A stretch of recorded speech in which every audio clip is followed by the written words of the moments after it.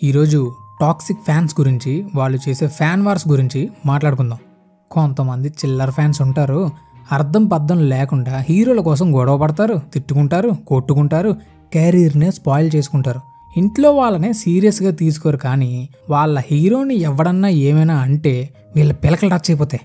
హీరోల కోసం ఎంత దూరమైనా పోతారు. వాళ్ళ హీరో మూవీ ఫ్లాప్ అయ్యింది అంటే పర్సనల్గా తీసేసుకొని డిప్రెషన్లోకి వెళ్ళిపోతారు. మా హీరోకి ఇన్ని కోట్లు కలెక్షన్స్ వచ్చాయి, మా హీరోనే పాన్ ఇండియన్ స్టార్ అని కొట్టుకొని సస్తారు.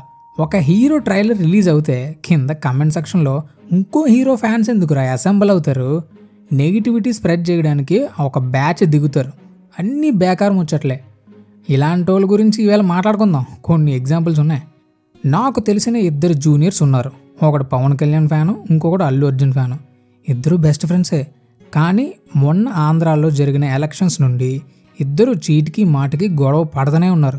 హీరోల కోసం మంచి ఫ్రెండ్షిప్ని నాశనం చేసుకున్నారు. నెక్స్ట్, నా ఫ్రెండ్ వాళ్ళ ఫ్రెండ్ ఒక అమ్మాయి ఉంది. తను విజయ్ దేవరకొండ ఫ్యాన్, తన లవర్ ఏమో ప్రభాస్ ఫ్యాన్.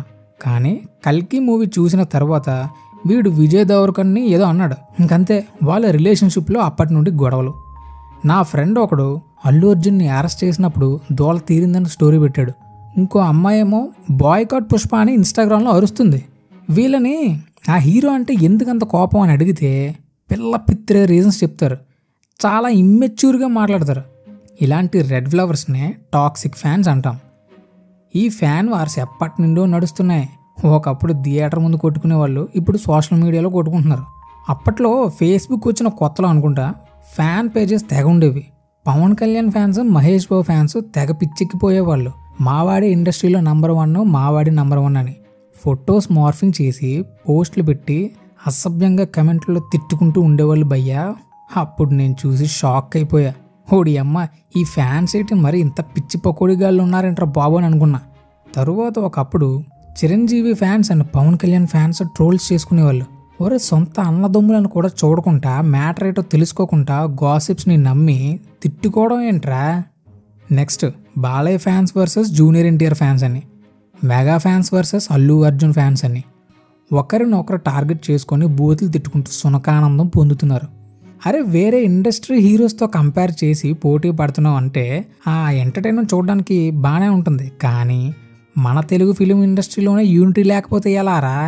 అది కూడా ఒకే ఫ్యామిలీకి సంబంధించిన హీరోస్ ఫ్యాన్స్ మధ్య గొడవలేంట్రా గత్తర్ ఎదవల్లారా.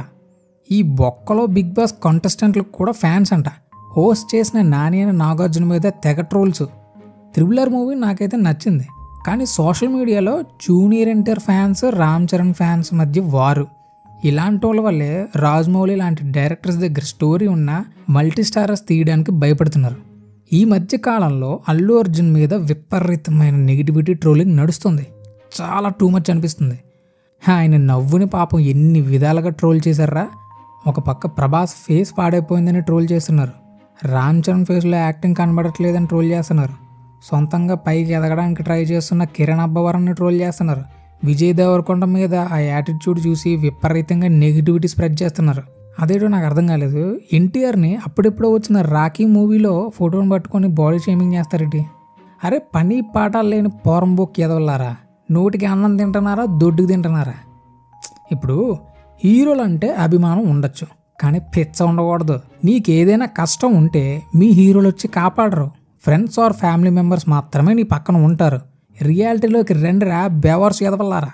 ఒక యాక్టర్ని జస్ట్ యాక్టర్లా చూస్తే మీ జీవితాలు బాగుపడతాయి.